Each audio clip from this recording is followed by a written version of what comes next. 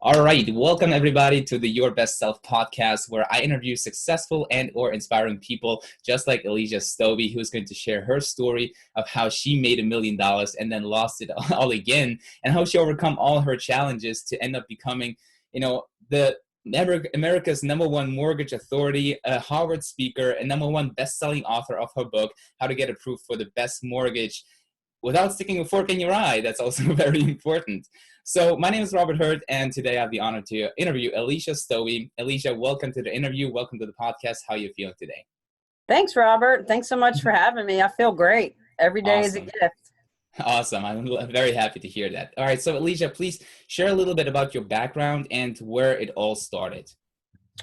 Sure. So I started in marketing and radio sales. Mm-hmm. And I did well at that. I love people and I love numbers. So, if I can have some kind of work where I can do both and connect with people and get to work with numbers too, I'm kind of geeky like that, and that's okay.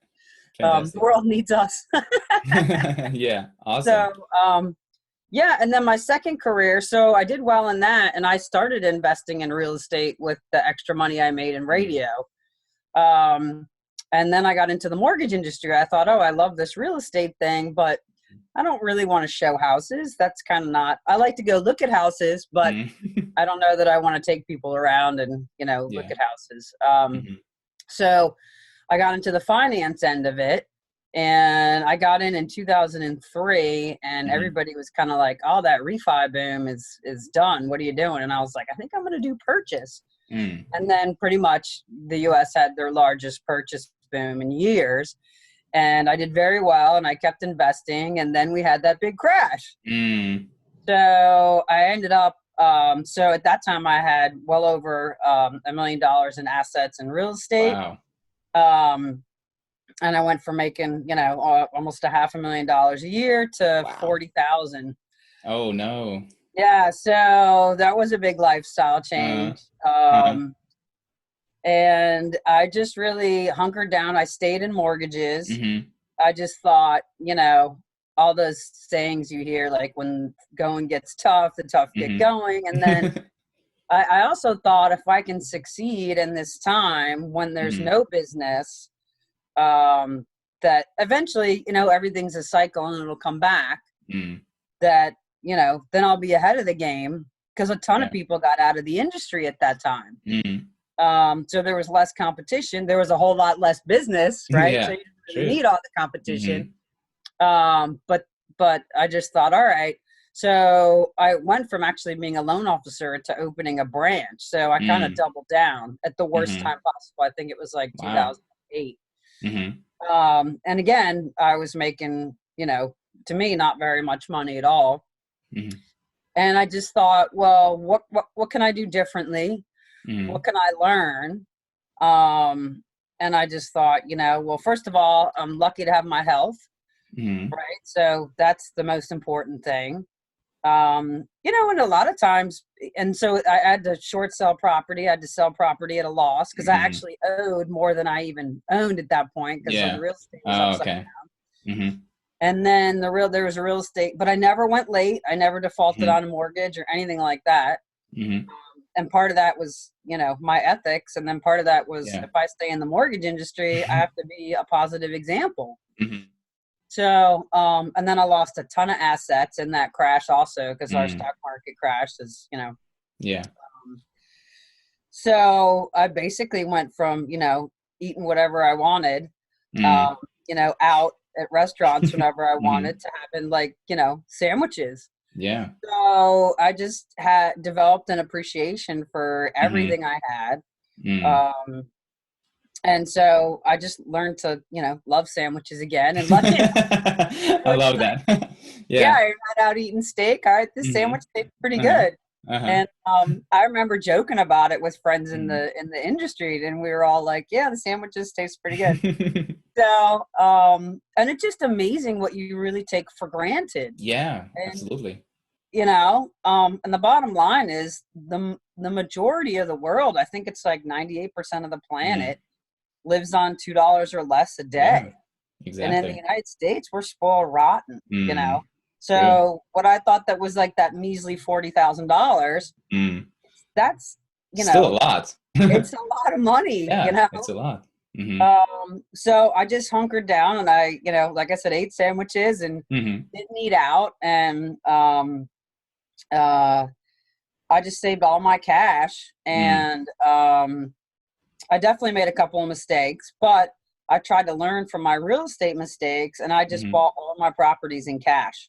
Okay. Because I was scared. Like, it took me, 2 or 3 years to even have the savings to do that. And then I was so scared to get back in the market, but I just thought, well, if I'm not leveraged, people always need a place to live. Yeah. So I started buying more rental properties again. And, if we're overdue for a crash or a correction still now, but, if those properties are paid for, then people still need a place to live, and that cash flow. Absolutely. Yeah. And then I diversified a little bit. And then I just kept going. I thought, let other people, benefit from my knowledge. So that's when I started working on my book. Great. And I feel like I'm no stranger to hard work. So, I mean, I wrote that book 2.5 years, nights and weekends, while I was still 2.5 years. Wow. Yeah, because that's a long time. I was still working on mortgages. So, and it's funny because I told people I was working on it, and I asked a few friends to proofread it, and they're like, "Oh, wow, this isn't like an ebook. This is a real book." This like have validity. But I said, yeah, I mean, I really wanted to elevate the level of professionalism in the industry and empower consumers to be able to ask intelligent questions, because in the mortgage industry, we do this all day long, but for the most part, it is the single largest investment anybody makes. And for the most part, people only do it 1, 2, maybe 3 times in their life, and they actually spend more time researching buying a car. True. Yeah. So it's a very important decision to make, right? It's a very important one. And a lot of people are not educated to be making that kind of decision. So that's basically where you're coming, right? Yep. So I just tried to boil it down and make it as simple as possible for people to understand. And I really just came from a serving mentality of how can I help people and, just explain it. So, so the book did really well. I was super psyched. I kind of had a strategy. There was a #1 bestseller in mortgages for like 10 years before mine. But it wasn't written by somebody who was in the industry. They had never originated a loan in their life. So I just thought, I can do better than that. Yeah. So my goal was twofold. One, to hit #1, but also to knock them out. Yeah, absolutely. So when we launched the book, it went #2 in 24 hours. And I think like in a week it was #1. So it was awesome. And then, I was lucky that I got nominated for a Pulitzer Prize. And then I just always try to empower people with knowledge. So when I got invited to speak at Harvard, I jumped at the opportunity. Absolutely. So, that's a bit of my struggle. It just that's takes fantastic. Really. Yeah. I mean, it's not rocket science to have a budget, but it is so hard to discipline. Right. Yeah, I bet. Now I can go eat out, but I still eat sandwiches. Sandwiches are still good, right? Thank you so much for sharing. Yeah, I know. I love sandwiches as well. They're so simple, but as my girlfriend and I have been in Bulgaria, we have been eating sandwiches for like a week because it was just so delicious. Not because we couldn't afford anything else, but it was just so delicious. So anyways, thank you so much for sharing the story. And, there are a couple of learnings I think that people can take away from that, at a hard time where you feel like, the world is against you and everything is going south, that you are still, we're seeking the opportunity and, are, looking for the lesson to learn. And where everybody thought that, all right, there's no business right now, you still, thought about ways you could basically benefit from what was going on, right? So, yeah, so that's amazing. And what of the, other lessons, that did you get to learn from this, crash? Because obviously you now learned you need to diversify, your assets. That's something that you've learned. And, what else did you learn from the situation where you basically lost, all your assets? You went from making $500,000 in a year to $40,000. So what were some of the learnings there? I think it's super important to never give up and realize that everything will change. Always. The only thing, as scared as people are of change, that's really the only constant. Yeah. So you can either, be stuck in the moment that the economy's horrible and, it's scared about investing. And then really the opposite is true. Like when the economy's bad, if you have the cash, that's when you invest. The challenge is most people don't have the cash and they don't have the commitment or the stomach, right? It's really hard to have faith and be like, oh, it's really just a cycle and it's going to come back, right? So, but I think just, not stay stuck. If it's a great moment, stay stuck and appreciate it. If it's a bad moment, realize that this too shall pass. I love that. Just always believe in yourself, because it's really hard to make other people believe in you if you don't believe in yourself. Yeah, absolutely. I totally agree with that. And I think like believing yourself is like the one single most powerful thing that you can do in order to, become great in life. Because if you don't believe in yourself, then everything that you do is basically destined to fail, because you're going in with the attitude, oh, it's never going to work out. I will never be able to do that. Right. So basically everything you subconsciously do will end up not being the result that you actually want to have. Right. And how are you, coping with the fear? Because that's something you have talked, a little bit already, especially like in the situation just like that. You just lost everything.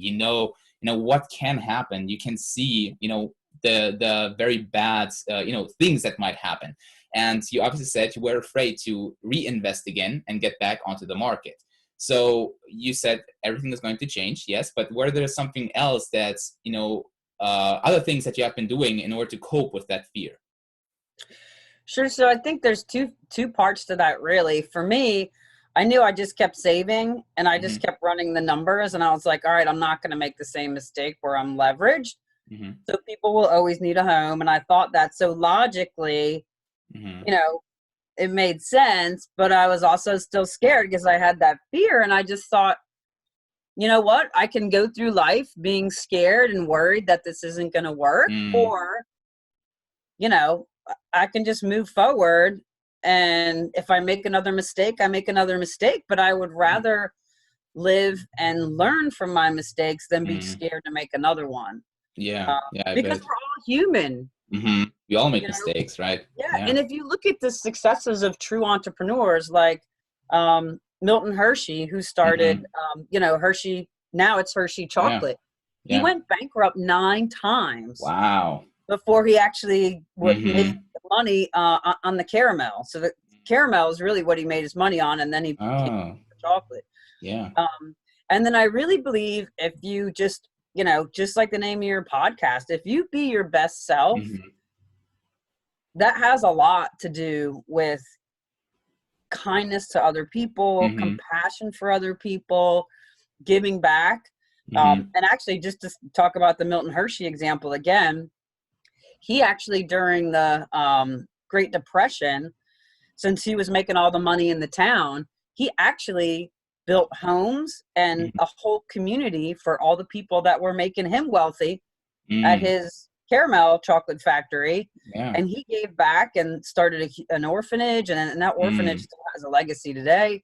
So I believe that if you believe in yourself and you do the right thing, I mean, we all have, well, I hope we all have a conscience, but if you're really operating from what's best, for the community, for the greater good, silly stuff like I don't throw litter on the ground. If I see litter on the ground, I pick it up, There are cities in America that are full of litter, Absolutely. I mean, so I don't know where those people's consciences are. They don't, care about the environment, but and I also believe that leading by example is very powerful, and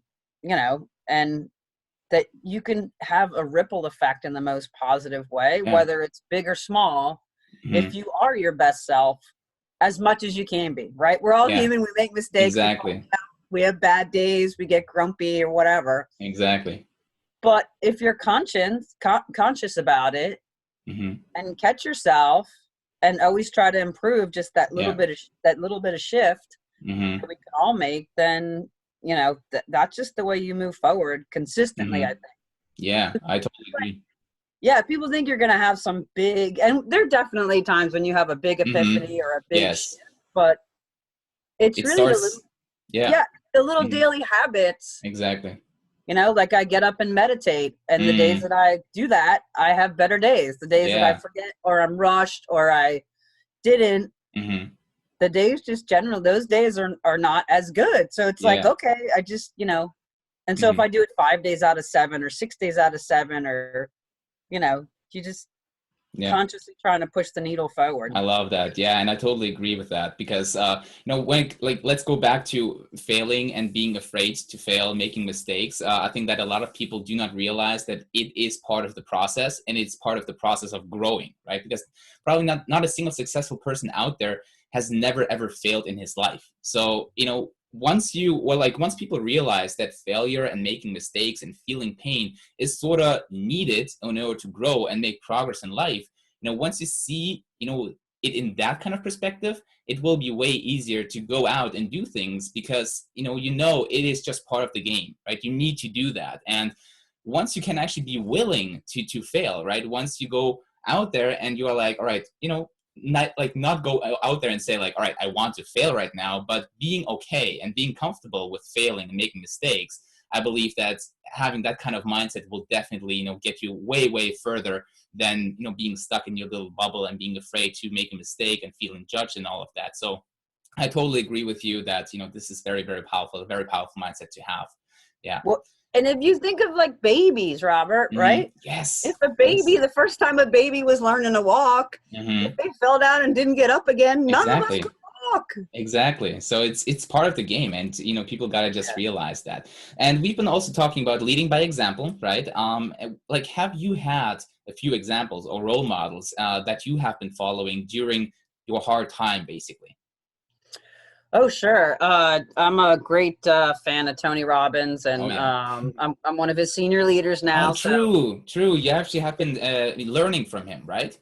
yeah, That's so for fantastic. years, like I went to his first event, and I was just like, I hadn't read a book or anything. Like they came to our office and sold tickets, and I was like, the first time they came, none of us could go, and I was like, all right. So they came 2 years later, and I thought we should go. So Yeah. I took some members on my team, and I went to the event, and I was just like, wow, this is the best Kool-Aid ever. How much can I get? And Awesome. yeah, it was a huge stretch for me. So I Mm-hmm. invested in his platinum program for several years. And you talk about being uncomfortable and doing it anyway. Financially, other than buying a house, it was the biggest chunk of money I'd ever spent on myself, more than my college education. Yeah. So I was terrified, but I just thought, if it doesn't work out and I lose everything, well, I already went there, so I know how to do it again. I Yeah. know I can recreate success. Yeah.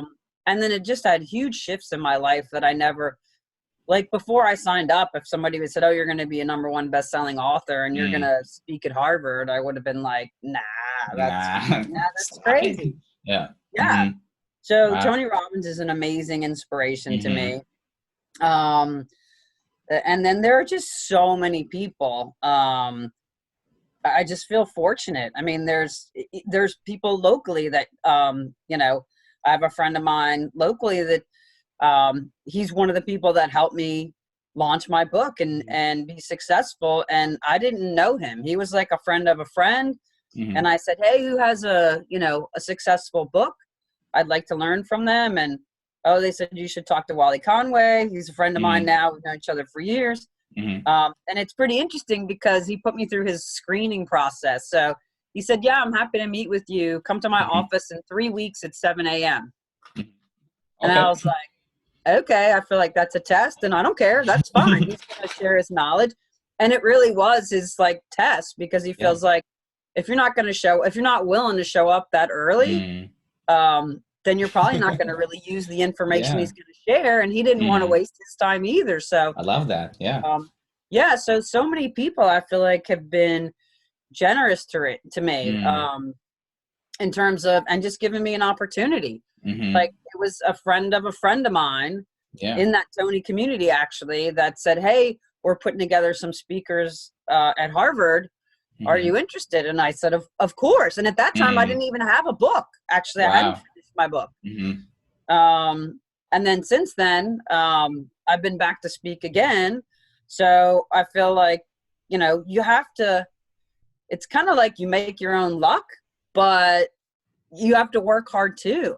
Yeah. Yeah. So anyway, there's so many people. Oh my gosh. Like, I mean, my mom, my mom always told me when I was little, just do what you love and the rest will follow, whether that's success or money, but you have to follow your heart. And I think, you know, there's just so many people. I just try to learn whatever I can from whoever I can. That's fantastic. Yeah. So. And I also love that, the advice of do what you love, because I believe that when we all do what we love, we can be our true authentic self.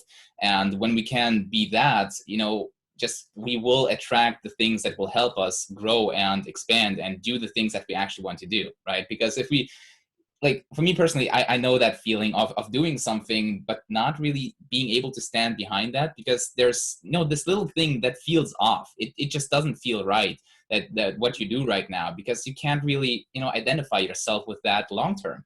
And now since I started, the Your Best Self YouTube channel and also the podcast, I just feel so much more happier and engaged, and I feel like this is the right, path to go. And once you find that, I feel like, you're going to be so much more energized, and you will wake up in the morning, you're going to be so excited to be working on this thing, because, this is what you want to do. This is what you love.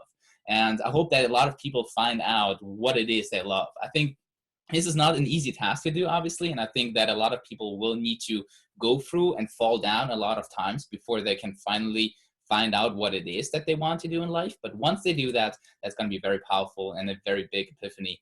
That they're going to find out, oh, I love doing that. So just continue doing that. So I love the advice. I couldn't agree more with you, Robert. And it's true, because people know if they're really living their passion or not, right? It's in the back of your mind somewhere that it's just like there's something off. And sometimes it's just a little shift, and sometimes it's a huge shift. But I mean, I do think we're all on this planet to be our best selves and contribute and make a positive difference. And, so many people are either afraid, or they feel trapped, or they're tied to a paycheck, or the golden handcuffs, or whatever you want to call it. But, it's just so liberating to just follow your heart and do what you want to do. And it's interesting because I grew up with that. Like I said, it's my mom that told me that, but really, I don't think I always followed it. Yeah, absolutely. It just takes time. Yeah. And it is scary. Yeah, it is. Absolutely. I mean, for me as well right now, like, at the beginning, obviously it doesn't produce the results that you at some point want to see, but you just, got to stay with it. And, if you follow your heart and you do what you love, at some point, as you also said, right, all the things, all the results, money, inspiration, impact is going to be a byproduct of your, efforts that you put in, day out. So totally agree with that. So we have been talking a little bit about examples, in person, and you mentioned, Tony Robbins and learning from his platinum program. Would you say that this was, one of the most shaping time of your lives, or was there an event that was the most shaping, in your life, next to perhaps the crisis or the crash that happened? Yeah, so actually I was at Tony Robbins' event, the second event I went to after I signed up to drink all the Kool-Aid. And it's this event called Date with Destiny. Oh, yeah. And he basically reprograms your blueprint, because we all have a blueprint of what we think we want or what we think makes us happy. And if what you're doing doesn't line up with that, it's pretty tough to do it. So Tony has this amazing program.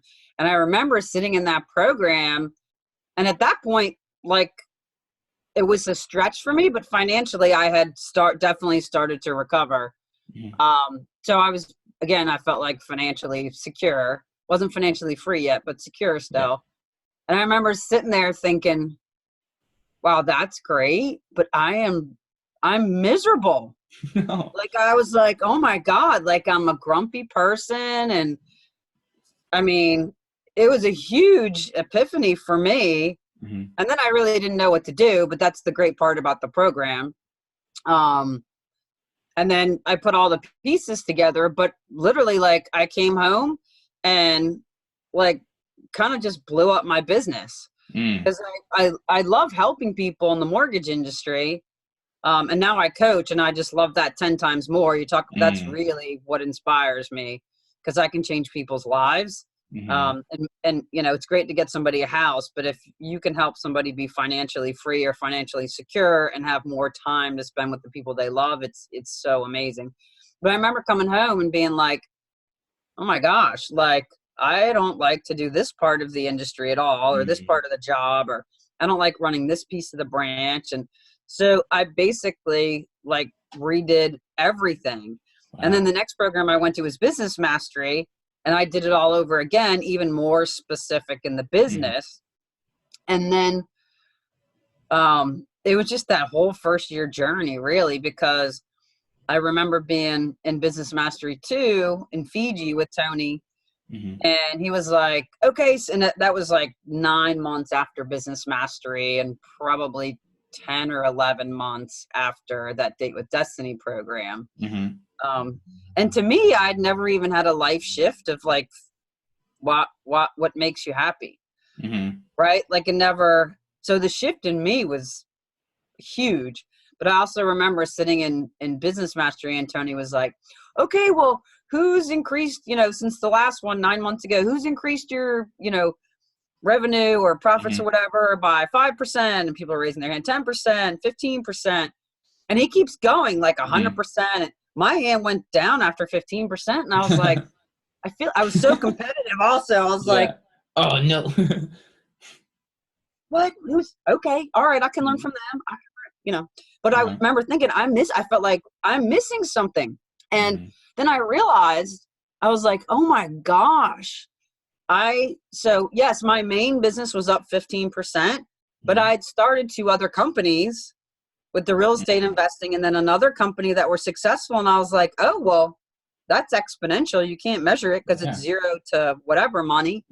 But the biggest shift, what sunk in was, okay, well, before I started on that journey, I had probably been out of the office or on vacation 10 days out of the year max. Because in America, we're super conditioned to work all the time, work 24/7, to be tied to our phones. Quality of life is not high. It's just not for most people, unfortunately, you know. And sitting in that chair in Fiji, I was like, I've been out of the office for 100 days this year. Oh, wow. I've been to South Africa, Fiji, LA. I mean, I was like, oh my God, forget the money. I got a life. Like I really felt like, and I'm happy. And you know, before where I was like, oh my God, I'm miserable. And then I'm like, wow. So those are probably the 2 biggest shifts. Wow. So yeah, I mean, I think it kind of happened unconsciously, right? You were kind of like working on it all the time, but you didn't really realize that you are making such a significant progress, right? And how did it feel like the first time you realized, like, oh my God, like I'm actually very far ahead since the last time I have, you know, thought about that?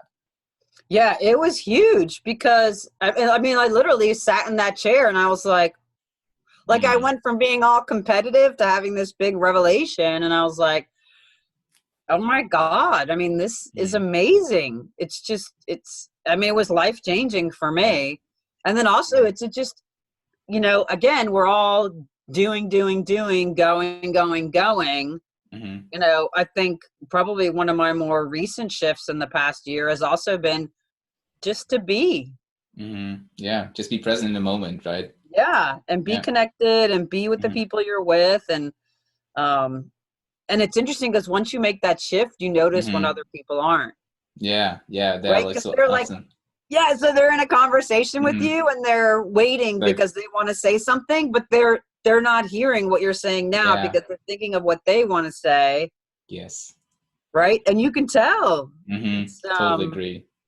Yeah. So That's I guess something that a lot of people need to learn, how to listen properly, because as you said, most people listen in order to reply all the time, and they're like, while they're listening, they're already preparing, all right, what am I going to say, what am I going to say, what am I going to say, and that way they aren't really paying that much attention to the details that the other person is saying, and you can sense that obviously as well. But I think that this is something that people that start learning about themselves and going to personal development and taking coaching and going to seminars and all of that, this is what you get to learn throughout time, right? Because I believe that a lot of people, I don't know why, but a lot of people, well, I do know why people do not like to sit down and learn and personally develop themselves, because sometimes it's scary, it's tough, it's you don't want to know what your weaknesses are. You don't want to know what mistakes you are making, but it's necessary, right? Only when you reflect and, figure out, where are your strengths, where are your weaknesses, what do I want to do,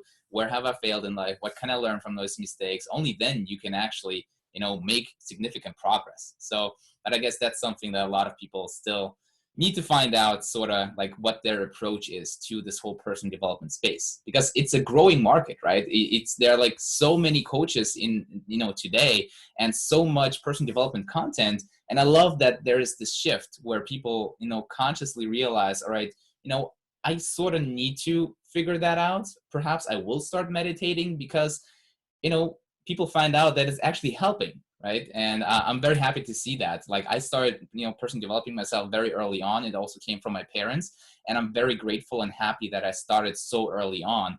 And I'm just like oftentimes joking with my little brother, who is 10 years younger than I am, that he's going to be a millionaire by 18, because right now he's 14, and he's already starting to question a lot of the things, and I'm already starting to, now he wants to start reading books. And I find that amazing, because when he starts, at 14, the things that I started with like 19, then, or like 20, then he's going to be way ahead of a lot of, his, people or his students like in his class. So I'm very happy to hear that as well.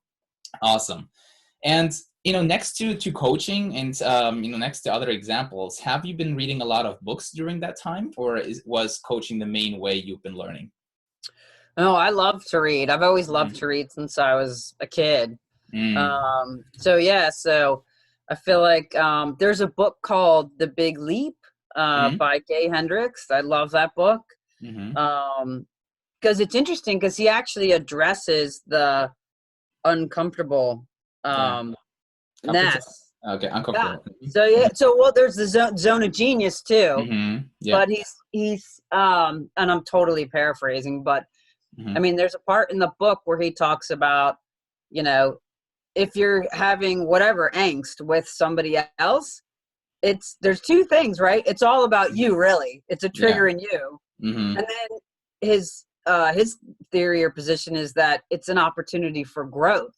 So if you just sit with the uncomfortableness, which we're not trained to do, right? Like as humans, we have a 2 million year old mind. So we're used to running from that tiger. If we feel uncomfortable, we're out of here, right? So we do the same thing with our emotions. Like, we stuff down our sadness, or we don't take enough time to celebrate our successes and joys and wins. So anyway, so that book's phenomenal, because, just sit with it and see what else comes through. It's really quite amazing. And then there's a piece in there too, it's really just at the end, the very small part of the book, where he talks about time, like how you shift time. And that was huge for me. I mean, the rest of the book was great, but I feel like this little tiny part about time was like monumental for me, because I used to be, I mean, it's funny because I'm kind of a cross between type A and a hippie. So, but I would still get stressed about things and stressed about time, or I don't have enough time. And that's really just fear, right? And I read that book, and it was like, I don't get stressed about time anymore. Like everything happens like it's supposed to happen. And so, that's fantastic. Pretty amazing. How was the book called again? The Big Leap? The Big Leap. Yeah. LEAP. By who? Gay Hendricks. Yeah. GAY Hendricks. Okay. HENDRI. I think it's fantastic. CK. All right. I will definitely find it on Google. Yeah, it's fun.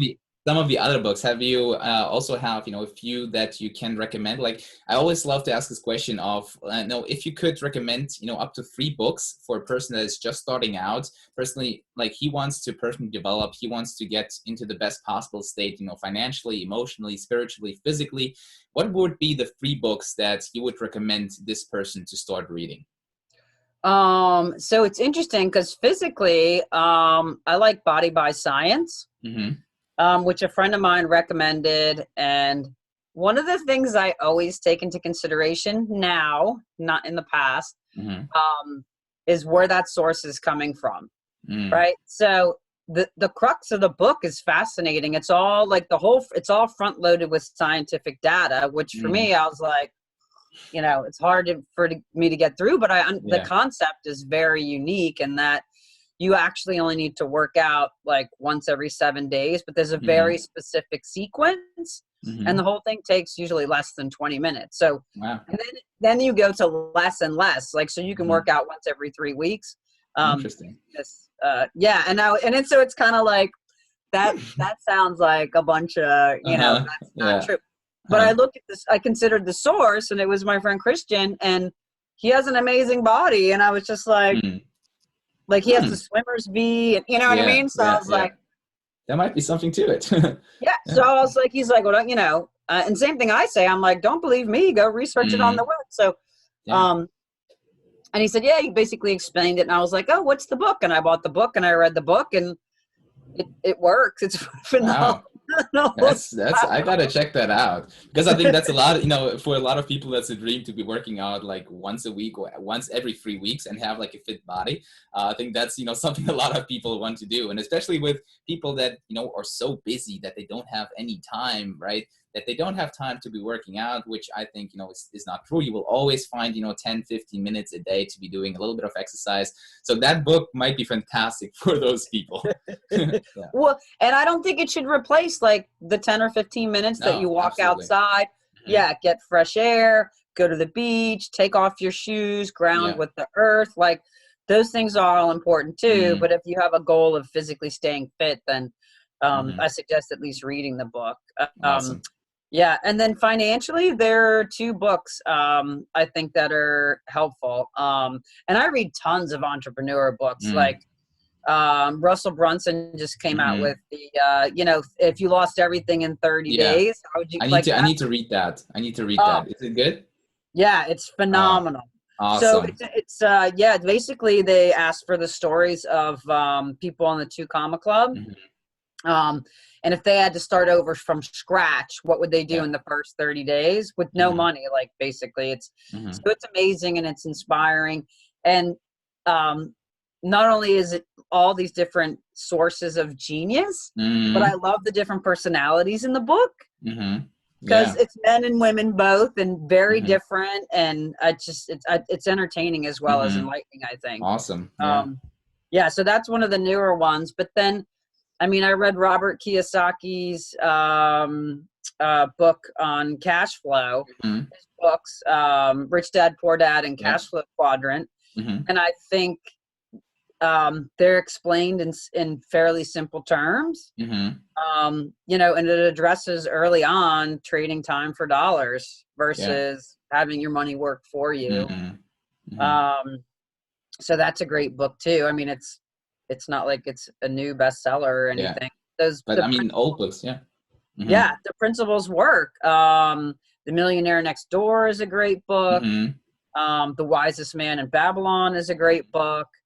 And I mean, it all comes back to like a lot of those last 2. It talks about budgeting, living within your means. So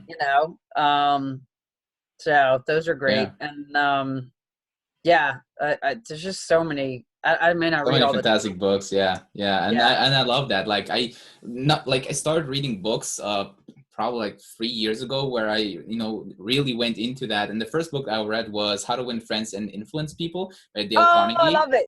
Yeah, and it was such an amazing book, and it just hooked me into this whole personal development and, learning about yourself and, being a good communicator and all of that, that I started reading books. And all of a sudden I was like, oh my goodness, this is so amazing. I'm learning so many great new things, and it's just so much fun to basically live every single day and apply those things, and see that, your mind is shifting, you are way happier, you are more energetic, more productive. And, it just goes to show as well, right? Because all of a sudden when you start talking to people, they're like, what's different? Like, you are kind of different. Like, what's going on here, right? So that's also, a fun reaction to have. And as you also said, sometimes it goes back to those old school books, right? Because that's also what I love. It doesn't need to be this new hot bestseller, because most of the, ancient wisdom basically is still being able to found in a lot of old books, right? So like the current book that I'm personally reading is called The Monk Who Sold His Ferrari, which is also by Robin S. Sharma. It's also an absolutely amazing book, which, also goes way back to 2003, I think. And still, like, all the things that you get to learn from these old school books, I would say, is still relevant today and will be relevant in, 100, 200, 500 years from today as well, right? So that's amazing. Thank you for sharing, your book recommendations. I will definitely link all of them in the description down below. And I'll also leave your book in the description down below. So if anybody, wants to check out, something about mortgages, then definitely Elysia will be able to help you with that. So we've been also talking right now, that's something that I wanted to ask you, is starting all over again, right? If you lost everything, start over again. Also a question I would like to ask is, with everything now, if you had the chance to kind of go back to a certain point in your life, what would you do differently? Is there something you would do differently, or would you do everything, the same in order to be here? Or is there something you would do? I think I would probably take a year off after college and just travel the planet. As I love to travel. And even though my family, we didn't travel a ton, but growing up, we traveled a little bit. But I just love it so much. And I love meeting new people and learning about other cultures, and their rituals. And I went to South Africa and it changed my life. And that was only in 2013. So I would have, if I could have started traveling more earlier, that's probably what I would have done a little bit differently. Yeah. That's I make up for it now. Yeah, that's awesome. And what happened in Africa that changed your life in 2013? It was just so amazing. I went it was actually a Tony Robbins Platinum trip, and I went on the trip because I've always wanted to dive with the great white sharks. Oh, nice. Like since I was little, like 8, 9, 10. So like when they announced this trip, oh my gosh, I was ran with gotta go. Sign up. And that part was amazing. But the other part was meeting the people, and just the people in South Africa. And it goes back to that, 98% of the planet lives on $2 a day. We did charity work with this orphanage. And not only were all the people that we met amazing, kind, engaged, and again, it's just, I feel like in America, we put this huge emphasis on work, and work's important. Yeah. But it's not your whole life. And I feel like it's, as a society, one of the mistakes we can definitely make. And they don't do that, in my opinion, in South Africa. So we did this charity work and spent time with this orphanage and with these children. And they go to school at this orphanage, and if they don't have, they feed them one meal during the day, but if they don't have a plate to put the food on, they don't get food. So we donated plates and bowls, and we did a lot of work rebuilding the orphanage and things like that. But these are kids that may not eat every day.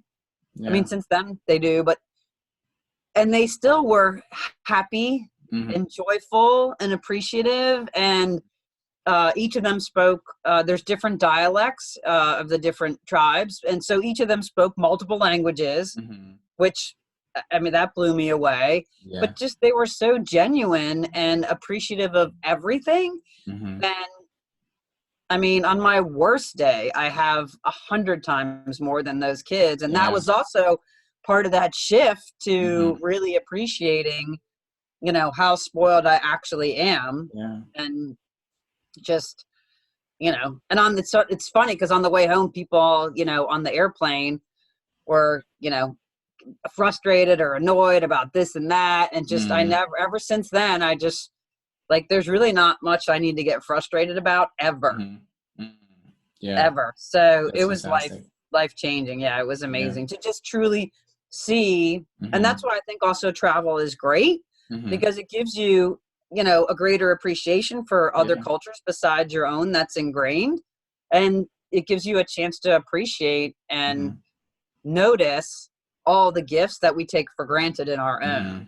Oh yeah, absolutely agree. And it puts just life in this such a different perspective, right? Because now you see where you are and how sometimes bad you have it, but as you said, like your worst days are still like 100 times better than what other people in third world countries have to deal with every single day, and they still get to appreciate every single little thing, and they're happy and they don't worry about a lot of the stuff. And it's just crazy that so many people of us like do not appreciate and do not like, they take life way too granted, and all the stuff that we have around us, all the materialistics, and just if you're sitting at home and you have a computer in front of you, you have Wi-Fi access, you have a roof over your head, you perhaps have a drink next to you, you should be thankful for that, and you should be grateful for having that, because this is not normal. Like this is a privilege to have, so to speak. So that's amazing. Thank you for sharing that. And I totally agree that traveling, I personally love to travel as well. And we just have been traveling for 8 weeks with my girlfriend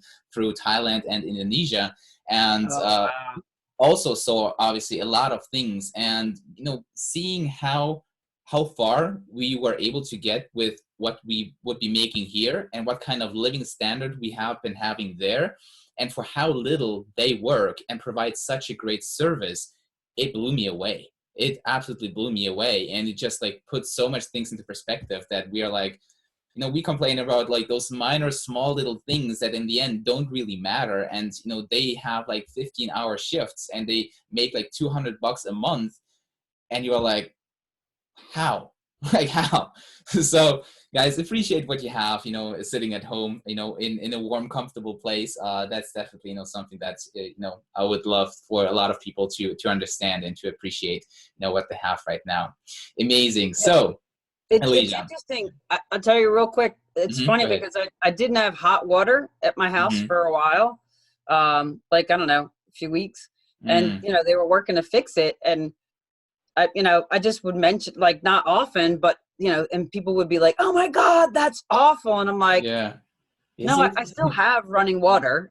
So if I want to shower at home, it's cold, but I really just go to the gym and shower. And I have a gym membership. I have a car to get to the gym. I have, I don't even have to take the bus if I don't want, right? I mean, and if you really break down how many things you can, like, instead of like focusing on that negative, I broke it into like 10 positives. So way happier to focus on that than, the one thing with the hot water, so sorry. That's a great exercise. I think that, I haven't, like, obviously I, have thought about like turning the negatives into the positives, but, just for the people out there that are sitting and probably, are thinking or complaining about something stupid and, negative in their life, just think about 10 things that are positive, 10 things that you can be grateful for right now. And I think once you do that, you will be just so much happier in your life and basically have just a more, quality life in general. So absolutely love that exercise. So Elysia, we are slowly getting to the end of the interview, but also, a question that I'd love to ask is, like, if you could teach the entire world, like one single concept, one mindset, one exercise, one thought process in order to be changing or having a positive impact on the entire world, what would it be? So it's a great question. I went to Sedona for the first time. I've always wanted to go last fall. And I was hiking in the Red Hills and I came upon this man who was, singing and playing guitar like on the top of this little view. Wow. And I thought, oh, this is pretty cool. I was in the vortex also, so and he had taken these chunks of red rock and carved them into hearts, and he was just giving them out. And every time he gave one to me and my friends, and he said, He gave us the heart, and he said, feel the love, be the love, spread the love. I love And that. I just thought, okay. Oh, wow. It's That's so amazing. simple and so Yeah. beautiful, and Mm-hmm. it's really easy if you just focus on that, and Yeah. it comes from the outside in and then goes back Mm-hmm. out just like a beautiful circle or, Mm-hmm. infinity loop. Yeah, that's fantastic. That's fantastic. Do you still have the heart? Do you still have the heart that you? I was so excited about the heart, and then not even a week later, I was telling somebody the story, and they Mhm. loved the heart, and I gave it away Well, but because that's I also thought, nice. yeah. Yeah. So So, I spread the love. I thought, hmm, okay, that's here, right? awesome. And perhaps they have spread the love as well and gave the stone to somebody else. I think that would be amazing if, at some point, perhaps this stone or some kind of stone, will get back to you and you're like, hey, I started that. Like I had this impact first. Right? That would be amazing. That's And that's lovely. the ripple effect because it started with Yes. actually the guy in Sedona. Exactly, exactly. So, every little action that you take on a day-to-day basis can have a huge impact on the world, in a big, like sometimes we don't even realize how big of an impact we can have. And that's also something that I got to learn fairly on, in my online journey is that, sometimes things that to you seem so common sense is not that common for a lot of other people. And just like a very simple piece of advice that for you is just like normal behavior can actually change somebody else's life, right? And I love hearing from people that applied some piece of advice that I have given in one of my Facebook lives or in one post or something, and that they said, hey, this truly helped me to overcome XYZ challenge that I had. And I'm like, really? That simple piece of advice, right? And that's kind of like the ripple effect, as you said, right? Every little thing at some point might come back to you, and it will come back like 100-fold basically. So that's fantastic. I love the story with the heart and spreading the love, being the love, and sharing it. So thank you for sharing that. And I would love and I think that is also a great way to end this podcast with love. So is there anything else you would love to share with the audience here? I will definitely make sure to leave your book in the description down below. And yeah. Oh, thank you so much for having me. I love your whole vibe and the Thank you. concept of the be your best self. I just think it's amazing, and I really applaud what you're doing, Robert. So Awesome. thank you for having me and keeping it up. Thank Thank you. you. Amazing. Thank you so much. So guys, if you enjoyed this video, if you enjoyed this interview, let me know in the comments down below, and also make sure to leave this video a thumbs up and subscribe to the channel and hit the notification bell so you get notified whenever I upload a new video, and also come up with a Your Best Self podcast. So Elysia, thank you so much for being on an interview today. I really enjoyed it, and I think that a lot of people got a lot of value from this interview, and I'll make sure to leave a little snippets that I can share on social media as well. So thank you so much, and have a great day. Thank you. All right.